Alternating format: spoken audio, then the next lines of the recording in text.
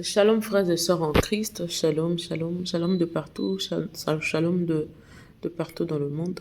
Que Dieu vous bénisse énormément, que Dieu nous donne la force de digérer cette disparition qui ne cesse de, de rebondir à chaque fois, de sortir des phrases, des mots, de jugements, des conclusions, mais que Dieu puisse vraiment soutenir son serviteur et toute sa famille, et que Dieu leur donne le courage d'accepter sa décision, car c'est lui qui a le dernier mot.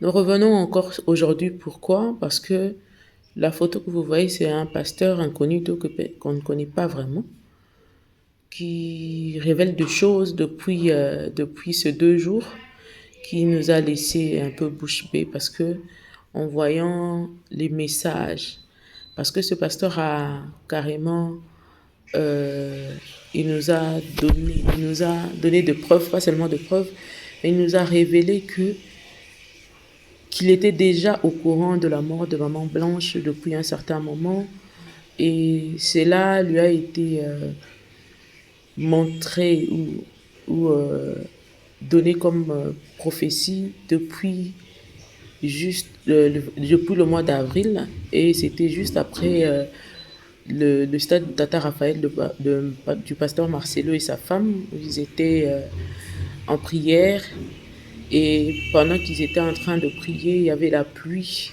qui s'était abattue sur toute la ville de Kinshasa. C'était une très forte pluie, alors une très forte pluie. Et son mari, je crois qu'il se disait que non, vraiment mon programme est allé en l'air et tout ça là, avec la pluie et tout ça là. Mais sa femme lui avait, parce que le pasteur Marcelo avait tout dit, hein. Il allait témoigner, il a dit que sa femme, comme une aide semblable, son soutien, lui avait demandé de ne pas avoir peur de la pluie, de se mettre sous la pluie et de parler de Dieu sous la pluie, de prier pour la nation, et ainsi de suite. Et sa femme, pour l'encourager, était descendue de, de sa tribune, là où elle était, pour venir soutenir son mari pendant cette forte pluie qui s'abattait sur la ville de Kinshasa, sur le stade précisément. C'est dans le cas d'espèce. Et c'est comme ça que ces photos, ces vidéos ont vraiment fait le tour du monde, et ça prouvait vraiment combien sa femme euh, était à côté de son mari pour accompagner son ministère.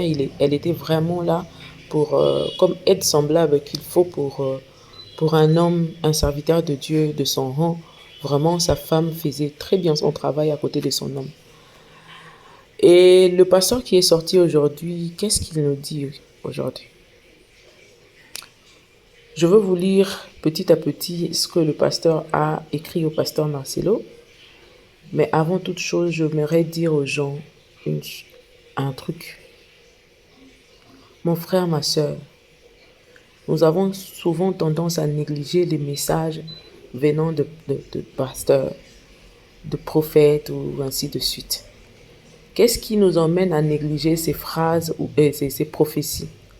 C'est le fait de, c'est le fait qu'aujourd'hui, il y a plusieurs faux pasteurs, il y a plusieurs faux prophètes, tellement qu'ils défilent matin, midi, soir sur les réseaux sociaux, sur TikTok, ainsi de suite, qui font même des histoires à ne pas plaire aux enfants de Dieu, même aux païens. Les païens savent comprendre que celui-ci n'est pas un vrai prophète, ainsi de suite. Cela endurcit le cœur même des enfants de Dieu, endurcit le cœur des païens et des enfants de Dieu. Je ne condamnerai pas les gens par rapport à ça, parce que même moi-même, je suis dans le lot.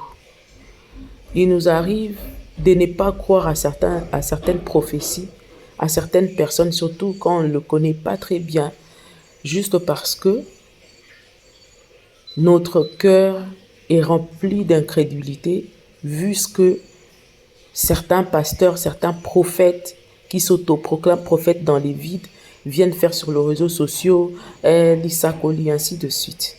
C'est ce qui entraîne un grand nombre de gens dans l'incrédulité, dans la négligence de certaines prophéties et paroles de Dieu.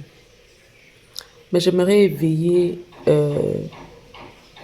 emmener les gens à se réveiller et à comprendre que là où il y a le faux, il y a aussi le vrai. Là où il y a le faux, il y a aussi le vrai. Et que Dieu parle certainement. Dieu prévient à ses serviteurs certainement.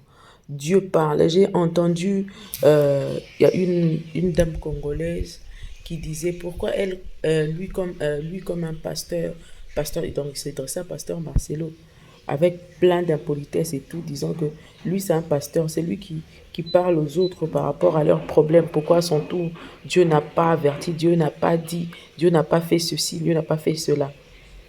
Ma soeur, il nous arrive de fois, et comme chante souvent le pasteur Lifoko du ciel, il m'arrive de fois que les soucis inondent mon cœur. Il m'arrive de fois que je prie, il n'y a pas de réponse. Il m'arrive de fois où le ciel est nuagé sur ma tête. Mais cela ne veut pas dire qu'il n'y a pas un Dieu quelque part. Il y a un Dieu quelque part qui exauce les prières. Peu importe que ton problème soit, je ne sais pas, prenne quelle grandeur, quelle allure, je ne sais pas. Mais Dieu est capable de répondre et de faire. Peu importe la situation que tu peux traverser. Et Dieu peut permettre certaines choses pour te réveiller, pour t'éveiller, pour te rendre encore plus, ou pour te donner encore plus de foi et de confiance en lui. Pour te montrer que malgré tout ce qu'il peut te donner comme richesse, ne perds pas ta foi, ne te perds pas, car je suis ton Dieu et je suis le Dieu de justice. Je suis le Dieu qui frappe. Je suis le Dieu qui peut permettre certaines choses pour te ramener à la raison. Si c'est vraiment pour te ramener à la raison, pas nécessairement te ramener à la raison, ou soit pour raffermir ta foi, ou soit pour ta gloire. Mais je vais vous lire ce que ce pasteur a dit précisément au pasteur Marcelo. C'est depuis le 24 février. Il a écrit au pasteur Marcel le 24 février. Et puis il a encore réécrit le 24 avril. Avril. C'est février. Ok. L'homme de Dieu. Ce matin vers 4h54, le Seigneur m'a révélé avec un message clair, spécialement pour votre épouse, car elle est sous une attaque terrible de l'ennemi. En effet, le jour glorieux au stade, il s'est passé de choses, un grand combat s'est déroulé entre vous et les esprits stationnés sur le fleuve Congo. Et comme ils n'arrivaient pas à vous dompter, leur colère s'est déchaînée sur votre épouse. Les flèches de toutes sortes ont commencé à pleuvoir sur elle. Le but de l'ennemi est de vous déstabiliser totalement en détruisant la santé de votre épouse. Le plan est clair. Elle devrait tomber malade et ne plus revenir vivante au pays où elle allait partir pour se faire soigner. J'ai vu une sorte d'évacuation d'urgence. Il a juste fait la capture d'écran de leur conversation. Vous allez voir là-haut il est mentionné Marcelo Tunasi. Donc, ce pasteur que vous venez de voir avait prévenu au pasteur Marcelo ce que Dieu lui avait dit clairement. Et quand vous voyez la mort de Maman Blanche, vous comprenez directement que tout ça là a été dit clairement. Vous allez m'excuser par ma manière de lire ainsi et va tout doucement. Pourquoi? Parce que déjà, les écrits sont tellement trop petits. Et moi, depuis un certain moment, j'ai un problème de vision et ça me dérange. Donc, je lis. J'ai fait des efforts pour essayer de lire. J'ai essayé de agrandir. Ça ne marche pas vraiment. Donc, voilà. Tout a été dit clairement. Donc, le combat de mon pasteur Marcelo et Maman Blanche ont vraiment très bien débuté après le stade Tata Raphaël. C'était ce jour-là qu'ils avaient ouvert la guerre avec les esprits, parce que ce jour-là, ils s'étaient décidés de prier pour la nation, de prier pour le Congo. Le saviez-vous qu'au Congo actuellement, sans se voiler la face, beaucoup de jeunes, beaucoup de jeunes qui deviennent, je ne dis pas tous, hein, mais beaucoup sont trempés dans des sciences occultes, dans des pratiques pas bien. Plusieurs de nos autorités aussi, vous le savez, nous le savons tous, qui sont trempés dans plusieurs histoires.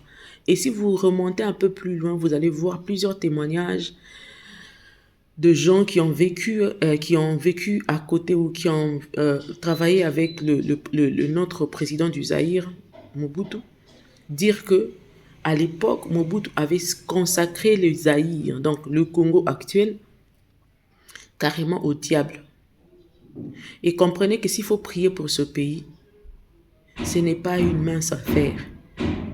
C'est quelque chose de très, très grand. Et dès que vous commencez à prier pour cette nation, voyons aussi la foule qui avait ce jour-là au stade Tata Raphaël, qui accompagnait le pasteur Marcelo,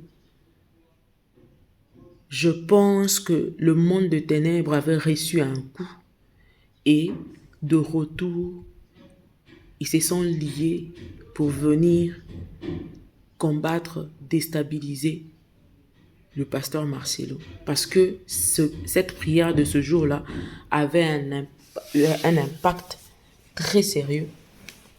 D'ailleurs, rien que le photo de ce jour-là en dise quelque chose. Rien qu'en voyant combien sa femme était, comme ils sont partis malgré la pluie, mais ils se sont mouillés pour continuer leur programme. Cela avait déclenché une colère dans le monde spirituel. Voilà pourquoi je réponds à tous ceux-là qui disent que non, comment lui, un pasteur, n'était pas, Dieu l'avait pas prévenu, parce que la Bible aussi nous dit quelque part que arrive-t-il un malheur dans la ville sans que l'Éternel Dieu en soit l'auteur?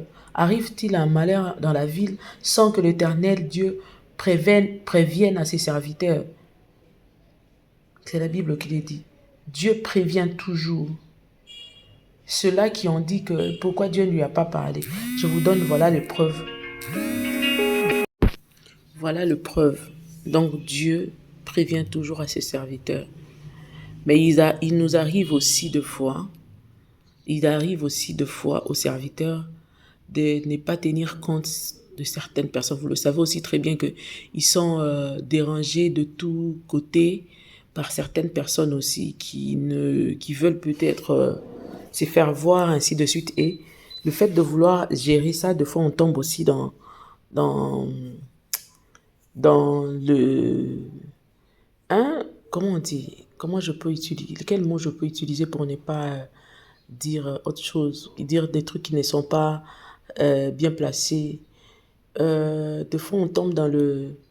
Ah, c'est toujours la même chose. Hein? C'est toujours pareil. Ces gens viennent pour, euh, pour chercher à soit se rapprocher de nous, ainsi de suite. Donc, on a un jugement euh, euh, conclu sur certains messages que nous recevons.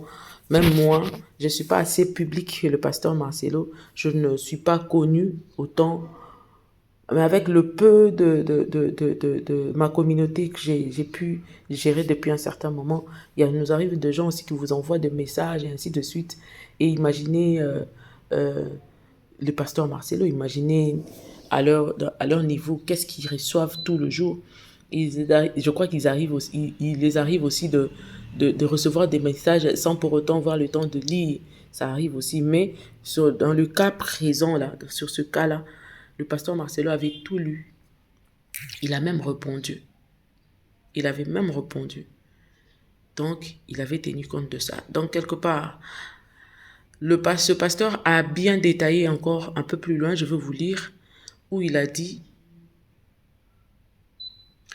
que selon sa prophétie, Maman Blanche ne devrait pas être à l'avant-plan. Parce qu'elle n'était pas encore assez... Elle était... bon, la femme d'une grande personne, c'est carrément sa force. Parce qu'on dit, derrière un grand homme se cache une grande femme. Et sa femme était sa force, mais dans le coulisses. Il ne devrait pas mettre sa femme en avant-plan. Donc, en avant-plan.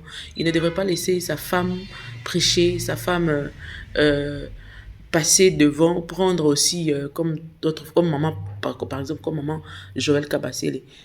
Maman Blanche n'était pas appelée à ça. Et le fait de l'exposer ce jour-là, le fait de venir soutenir son mari ce jour-là, l'a vraiment exposé. Et c'est comme ça que ils ont tenté le pasteur n'a pas été dompté et sa femme n'avait pas encore la force ou n'était pas encore bien nourrie pour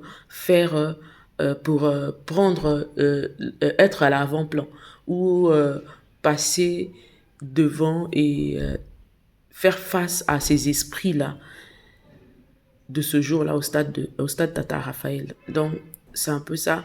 Je vais vous lire ce que le pasteur a dit. Dans quelques minutes, ça va défiler ici, je vais vous lire. Et vous allez comprendre que la mort de Maman Blanche a été... je sais que les gens vont encore interpréter, parce que je viens vers là. La mort de Maman Blanche a été une attaque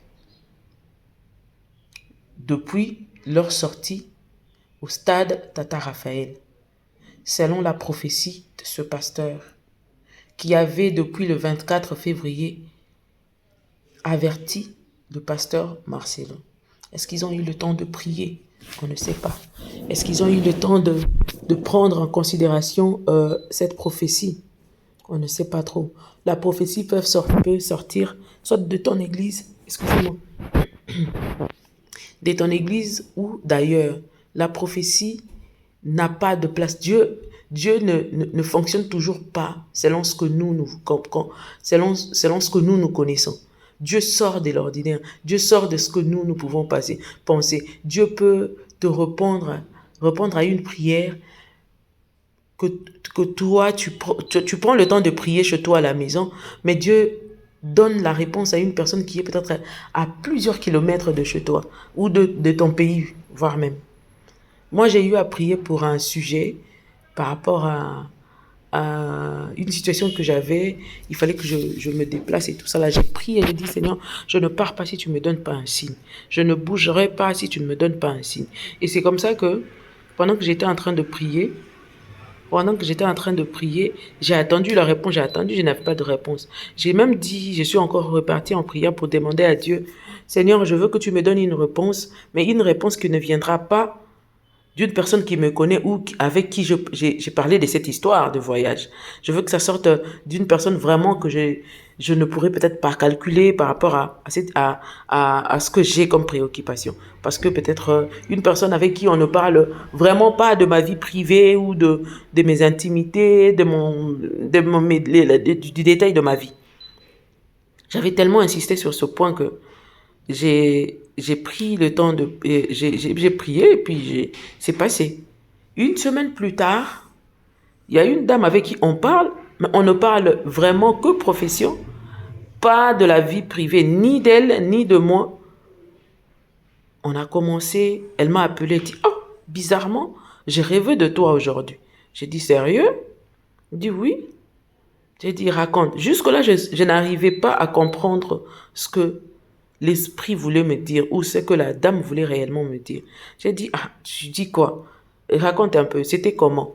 La dame me dira, je t'ai vu, dans mon rêve, j'ai vu ceci. J'étais avec mon frère à la maison. Mon frère m'a demandé d'aller lui accompagner quelque part. Arrivé là-bas, parce qu'elle, elle habite la France. D'aller lui accompagner, de l'accompagner quelque part pour aller retirer des colis venant de Kinshasa, donc venant de la RDC. Et arrivé au lieu du rendez-vous, le monsieur, et c'est comme ça qu'ils sont arrivés avec son frère au lieu du rendez-vous, là où ils devraient récupérer leur colis, son frère a dit, attends, je vais appeler. Ils étaient dans la voiture. Son frère lui a demandé d'attendre qu'il appelle la dame qui a emmené le colis. Et du coup, quand ils ont appelé, son frère a appelé, c'était moi qui sortais avec le colis. Ah, il m'a dit, Mireille, mais tu es déjà à Paris, tu ne m'as pas dit. J'ai dit, ah, je ne savais même pas que le colis vous appartenait, je ne savais pas que le colis venait, que j'ai emmené, c'était pour vous. Je ne savais pas. Elle a dit, ah oui, ok, d'accord. Bon, voilà. Et c'est comme ça que je me suis rappelé directement que non, j'étais en train de préparer. J'avais demandé à Dieu de me dire si je devrais aller ou pas et tout ça. Et j'ai commencé maintenant à chercher l'interprétation de ce rêve. Je lui ai dit, peut-être que je vais arriver, mais pourquoi je dois emmener un colis, le laisser le colis et puis revenir? Parce que j'ai parti avec une personne malade. Est-ce que c'est normal? Pendant ce temps, je me suis posé plusieurs questions parce que pendant ce temps, moi, je faisais les démarches pour la Belgique. Mais je me suis retrouvée à Paris. Est-ce qu'il faut que je change de destination? Est-ce que, il y avait tellement de questions. Est-ce que le colis, c'est la personne avec qui je devrais voyager? Je me suis dit, waouh, que je prie encore. Et je me suis mise à prier. Déjà, moi, à partir de là, j'avais compris que c'était une réponse que Dieu m'avait donnée. Et il me fallait maintenant une interprétation exacte pour comprendre ce que je devrais faire. Et c'est comme ça que c'est parti. Donc, c'était juste pour vous dire que Dieu peut nous parler. Dieu peut envoyer une précision, une prophétie par une tierce personne que nous ne connaissons presque pas ou que nous connaissons mais avec qui nous ne parlons pas du tout de la situation. Ou Dieu peut utiliser on dit souvent ceci, d'ailleurs c'est la Bible qui le dit aussi, que, comment on dit? Ah, j'ai oublié le verset en question. Pour dire que Dieu a ses acolytes, a ses gens, a ses serviteurs partout dans le monde. Dieu a ses serviteurs partout dans le monde. Dieu a ses élus, ses appelés, ses enfants partout dans le monde. Donc, il peut utiliser qui il veut pour t'emmener un message. Si vraiment tu crois en Dieu et que tu obéis à Dieu, Dieu peut utiliser n'importe qui pour venir te prévenir par rapport à une situation qui va t'arriver, qui arrivera ou qui arrive. Et Dieu peut te prévenir quelques mois plus tôt, des années plus tôt, 2 mois plus tôt. Ça dépend de lui seul comment il fait les choses. Après ceci, je veux retomber sur les écrits que le pasteur avait envoyés en deuxième lieu pour vous lire, et je veux vous laisser vous-même comprendre ce que ce pasteur est venu réellement dire. Est-ce que la question que je me pose jusqu'à maintenant, Dieu avait prévenu au pasteur Marcelo par rapport à la mort de sa femme? Est-ce qu'ils ont tenu compte de ce message? Est-ce qu'ils avaient tenu compte de ce message? Et pour ce, je crois que le pasteur Marcelo doit se lever encore, peu importe sa douleur, pour protéger aussi ses enfants. Bien que ses enfants n'étaient pas là, à l'avant-plan, le jour-là au stade, mais on les a vus enterrer leur mère, on connaît maintenant précisément ses enfants, ainsi de suite. Et c'était le même lieu où le combat a été déclenché, où la guerre a été déclenchée, et c'était le même lieu où on a utilisé pour enterrer Maman Blanche. Et on a vu ces enfants défiler sur ce lieu, bien que cette fois-là, ce n'était pas pour déclarer la guerre avec les esprits de ce pays, les esprits qui fonctionnent dans le gouvernement, dans la population, dans les terres, les sous-sols, les sols de ce pays, mais c'était plutôt une guerre spirituelle de haut niveau. Alors, je crois que toute l'Église du monde entier doit tenir compte de ce message et prendre le temps de prier pour le pasteur Marcelo et ses enfants. Je crois que le Dieu que nous servons va encore parler. Soyons attentifs. Soutenons-le dans la prière. Je veux vous lire la deuxième partie de la lettre, de la prophétie de ce pasteur. Il dit ceci. Le Seigneur m'a fait comprendre que cela était dû au fait qu'elle était exposée ce jour-là, involontairement, alors que sa mission principale est comme celle de la femme d'Ésaïe, qui était une prophétesse de l'ombre. Elle est appelée à vous soutenir émotionnellement dans les conseils et comme une mère pour toute la communauté, mais pas trop sur la ligne de front. Vous avez suivi, hein? Nous devons prier pendant 3 jours pour sa santé. Quant à moi, je commence demain matin. J'ai beaucoup hésité à vous le dire, mais je sais que le diable est déjà vaincu et qu'aucun malheur n'arrivera. Jésus est Seigneur, Shalom. C'était vers 20h le 24 février. Maman Blanche est morte, je crois le 12 ou le 11 juin. Cette date-là me rappelle quelque chose, hein? J'ai été touchée par la mort sérieusement, un certain 12 juin. J'avais perdu une personne très chère. Je crois que le mois de juin sera aussi un mois compliqué pour le pasteur Marcelo. Je crois que l'Éternel va l'aider. Et le pasteur Marcelo a répondu, Shalom, le diable est déjà vaincu. Il y a une question qui me passe à la tête de savoir, est-ce que le pasteur Marcelo avait cru en ce message? Est-ce que vraiment, comme prévu, il avait pris le temps de prier? Je sais que c'est un homme rempli, avec un carnet très rempli, avec un agenda très rempli. Est-ce qu'il avait pris le temps de considérer ce message et prendre les 3 jours de prière? C'est ça la question. Est-ce que ça s'était juste limité, Shalom, le diable est déjà vaincu? Où le pasteur Marcelo avait organisé des moments où il avait fait connaître cette prophétie à sa femme pour qu'il prenne le temps de prier. Sa femme devait le soutenir émotionnellement, mais pas venir sur la ligne de front. Elle devait rester dans l'ombre, selon la prophétie. Selon la prophétie.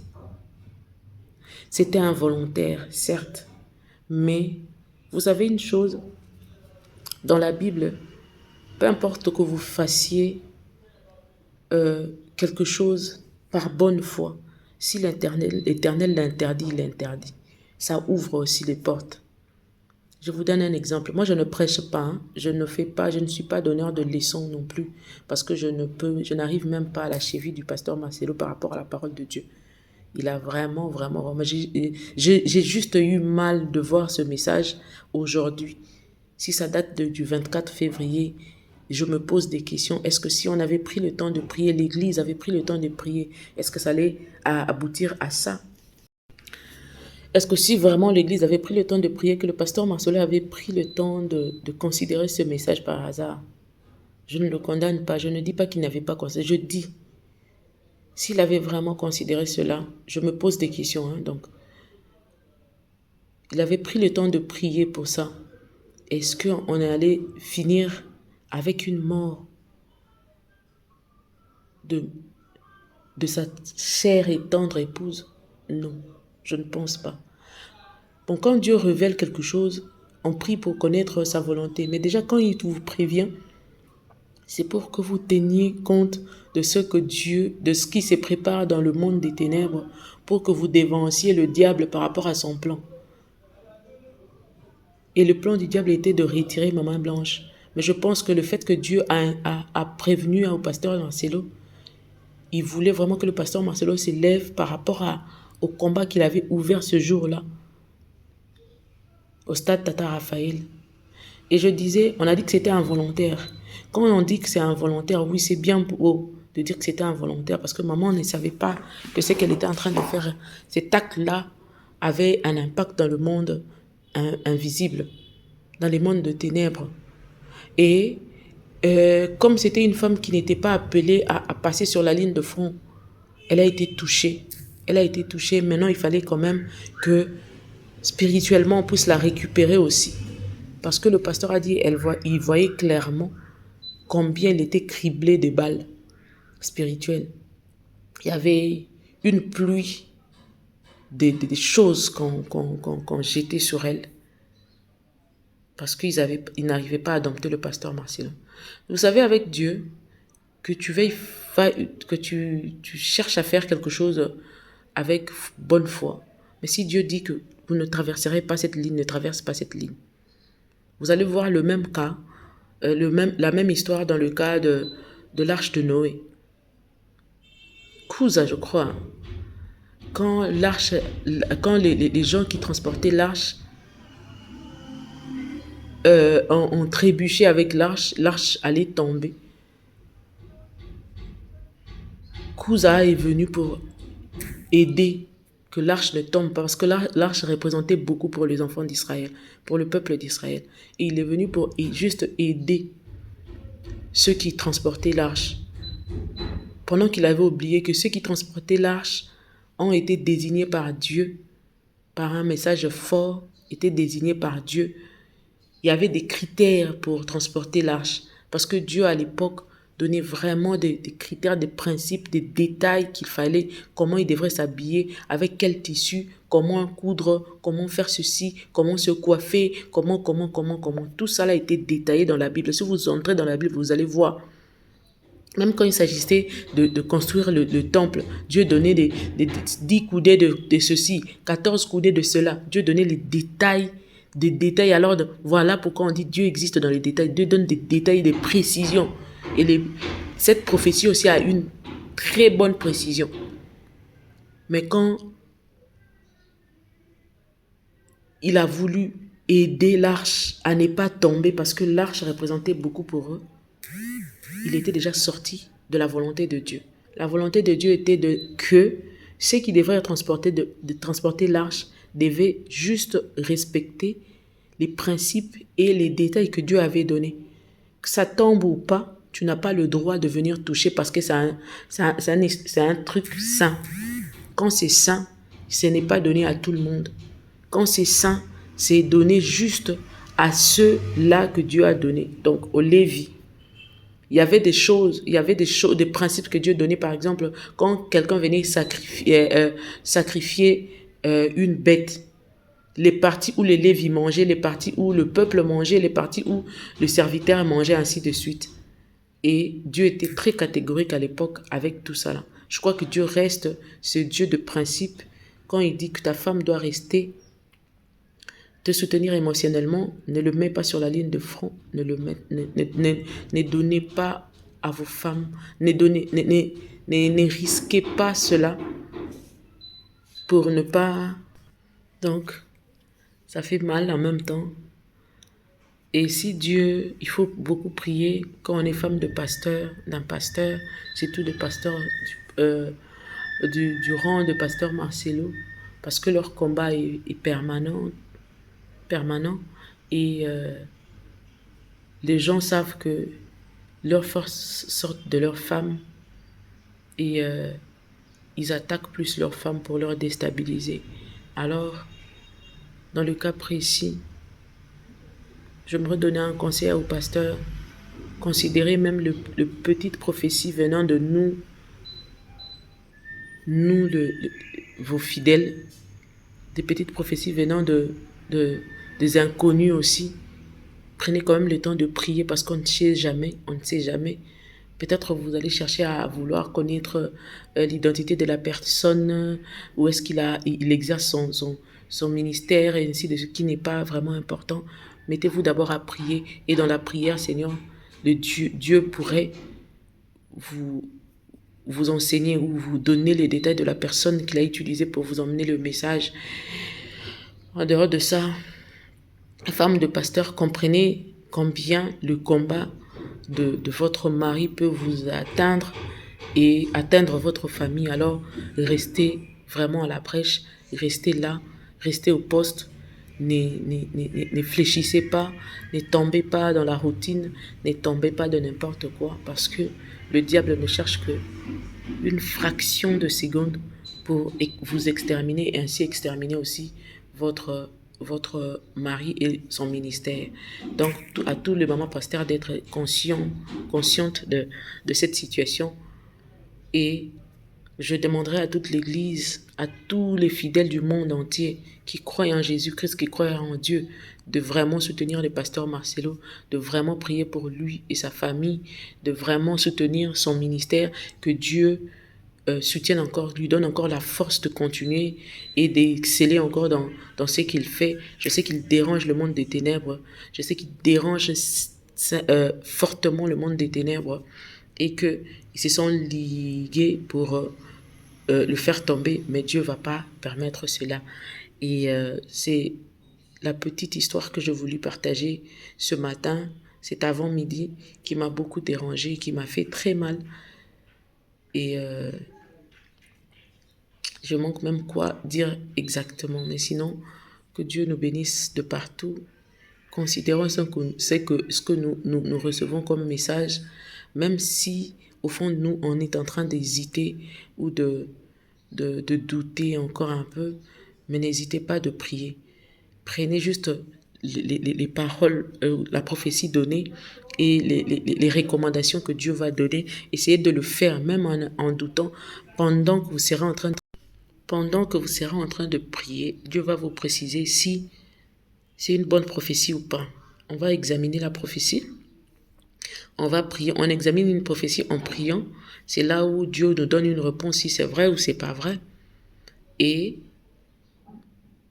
en se mettant dans la prière, qu'on pourra comprendre si c'est une prophétie vraie ou pas. Ce n'est pas en dehors de la prière. Tout en obéissant d'abord. On va obéir et faire ce que Dieu a donné comme recommandation, respecter les recommandations de Dieu par rapport à la prophétie. Et au fur et à mesure que nous allons avancer, Dieu va nous dire ce qu'il y a à faire, ce qu'il ne faut pas faire, c'est vrai ou c'est pas vrai. Que l'âme de Maman Blanche se repose en paix. Que l'âme de Maman Blanche repose en paix.